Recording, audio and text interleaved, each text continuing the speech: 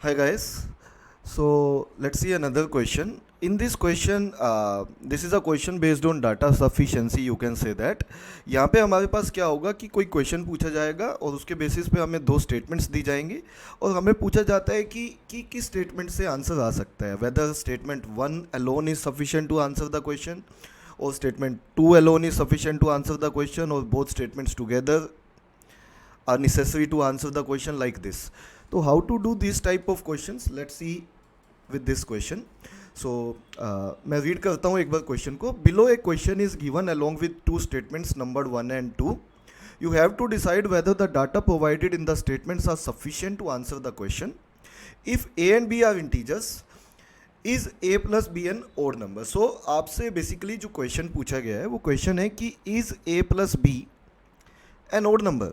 सो आपको आंसर करना है कि क्या a प्लस बी का वैल्यू जो है वो एक ओड नंबर है या नहीं है, ये आपसे क्वेश्चन पूछा गया है.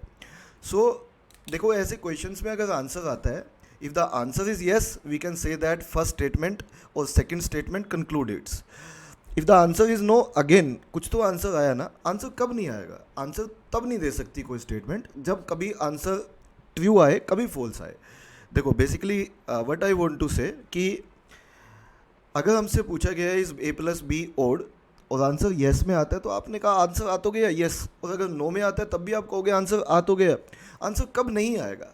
जब आप डिसाइड नहीं कर पाते हो, जब आप ये नहीं बता पाते हो कि आंसर येस में आएगा या नो में आएगा. कभी येस आ रहा है, कभी नो आ रहा है, तो इन दैट केस हम ये बोलेंगे कि हम कंक्लूड नहीं कर सकते, है ना. सो एक बार इस क्वेश्चन से देखते हैं. जैसे आपसे पूछा गया है is A plus B odd. So how to do this type of questions? Like first of all read first statement और statement वन statement टू, दो statement दी हुई है हमें, let me tell you. और अगर आप ऑप्शंस को देखेंगे तो उनमें एकदम से क्लियरली मेंशन है कि स्टेटमेंट वन अकेले से आंसर आ जाए तो ए ऑप्शन लगाना है, स्टेटमेंट वन और स्टेटमेंट टू दोनों को मिला के आंसर आए तो बी लगाना है, स्टेटमेंट वन और टू दोनों को मिला के भी आंसर ना आए तो सी लगाना है, और अगर स्टेटमेंट टू अकेले से आंसर आए तो डी लगाना है. So let's see this question. Statement one कहती है हमें कि जो ए है वो लाई करता है. अच्छा, ए और बी इंटीजर्स हैं, ये क्वेश्चन में ऑलरेडी गिवन है हमें, ठीक है. इंटीजर्स मतलब नंबर जो डेसिमल में नहीं होते. लाइक अगर ए जो है वो 8 और 11 के बीच में लाई करता है तो हमने कहा इंटीजर वैल्यू है तो ए कुछ भी हो सकता है. क्या हो सकता है? ए हो सकता है 9 और 10. बट अगर मुझे ए का पता भी लग जाए कि कुछ भी वैल्यू है तो भी मैं ए प्लस बी के बारे में तो कुछ नहीं बता सकता ना, बिकॉज फर्स्ट स्टेटमेंट कुछ भी मुझे बी के बारे में नहीं बता रही है.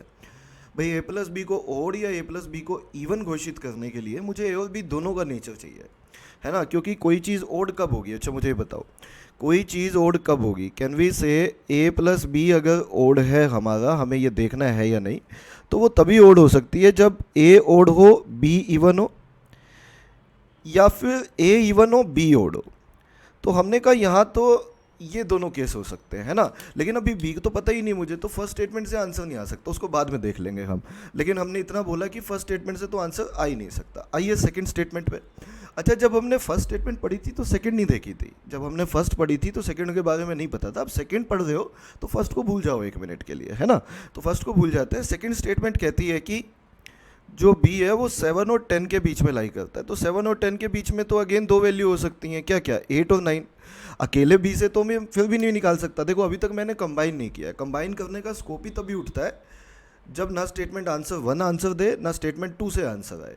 तो कैन वी से स्टेटमेंट वन से भी आंसर नहीं आया क्योंकि वो सिर्फ ए के बारे में बताती है, स्टेटमेंट टू से भी आंसर नहीं आया क्योंकि वो सिर्फ बी के बारे में बताती है. अब हम दोनों को कंबाइन कर लेंगे.